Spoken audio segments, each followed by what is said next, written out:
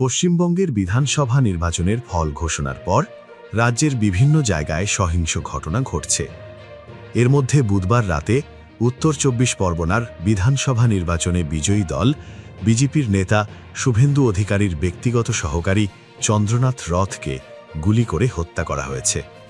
বুধবার গভীর রাতে উত্তর ২৪ পরগনার মধ্যমগ্রামের দোহারিয়া অঞ্চলে চন্দ্রনাথকে গুলি করে সন্ত্রাসীরা। এই সময় তার গাড়িতে থাকা আরও এক যুবক গুলিতে গুরুতর আহত হয়েছেন। তিনি গাড়ির চালক নাকি চন্দ্রনাথের সহকর্মী তা এখনও স্পষ্ট নয়। ওই যুবককেও কলকাতার একটি হাসপাতালে নেওয়া হয়েছে।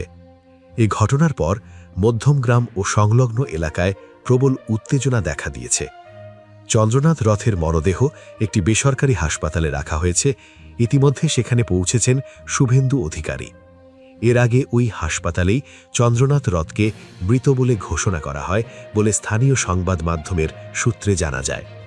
বিশাল পুলিশ বাহিনী ঘটনাস্থলে পৌঁছেছে এবং এলাকাটি ঘিরে রেখেছে। চন্দ্রনাথ রথ অতীতে সরকারি চাকরি করতেন। তিনি ভারতীয় বিমান বাহিনীর সঙ্গে যুক্ত ছিলেন। অবসর নেবার পর তিনি শুভেন্দু অধিকারীর ব্যক্তিগত সহকারী হিসাবে কাজ শুরু করেন। সাম্প্রতিক নির্বাচনে শুভেন্দু অধিকারীর হয়ে কাজ করেছিলেন।